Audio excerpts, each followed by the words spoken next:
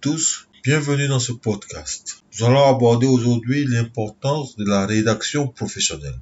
Cette semaine, j'ai eu plaisir à discuter avec une nouvelle relation, un cadre de notre administration publique ivoirienne.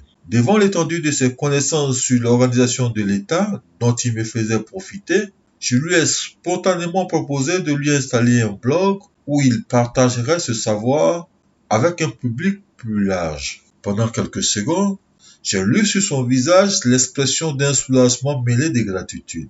Il me confia que ce serait pour lui une formidable opportunité de s'exprimer via ce canal, et ce, d'autant plus qu'il recherchait depuis quelque temps un support pour porter sa voix.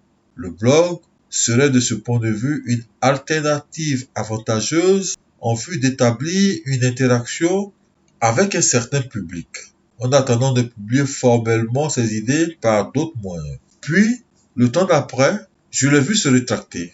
La peur du jugement facile et blessant que l'on rencontre en ligne, le risque du discrédit, la crainte des répercussions sur sa situation professionnelle et même personnelle, disait-il, était trop important pour communiquer à travers un blog. Il préférait réserver ses écrits à un éditeur qui les soumettrait à son comité de lecture avant de les publier. De cette manière, il espérait être jugé plus crédible avec ce texte passé au filtre. Ces arguments que je respecte me paraissaient tout de même excessifs. Au-delà, j'ai observé cet immobilisme chez nombre de cadres de mon pays.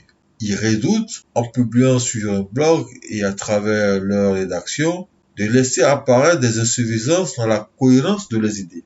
Faut-il le rappeler que c'est le propre de tout individu qui intervient dans l'espace public de se confronter au risque de se tromper et possiblement d'être corrigé, voire superficiellement critiqué. Combien sont-ils ces auteurs dont les certitudes sont discutées ou même tournées en dérision? Cela ne les empêche pourtant pas de continuer de partager leurs opinions, leurs expertises, de développer leur potentiel et leur communauté. Il faut les encourager à surmonter ce défi, à soigner ce manque de confiance en soi. De la documentation abondante et de nombreux outils performants basés sur l'intelligence artificielle sont disponibles pour les aider à mieux structurer leurs écrits.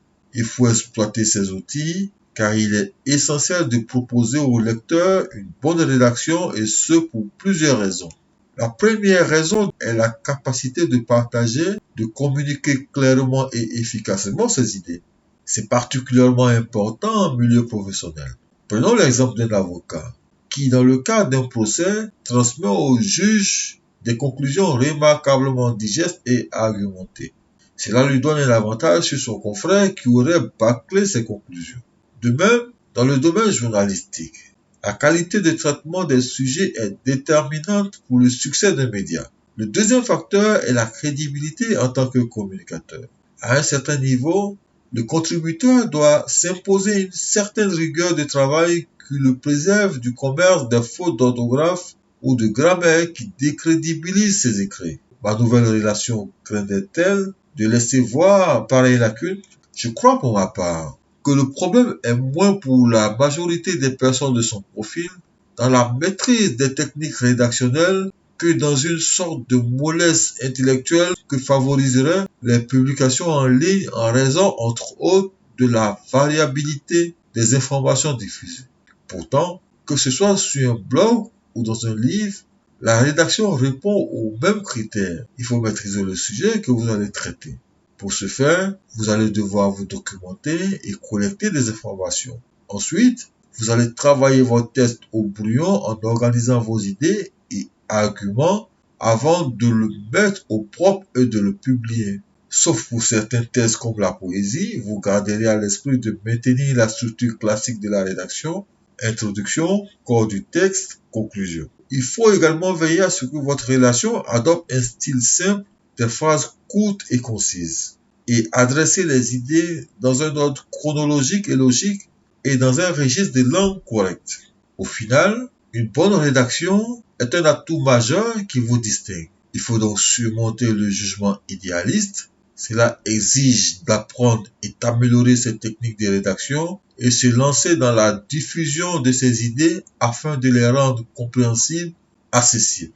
La nature de l'homme étant perfectible, je suis prêt à parier que les erreurs que vous ferez à votre début seront corrigées par vous-même avec le temps et avec votre détermination.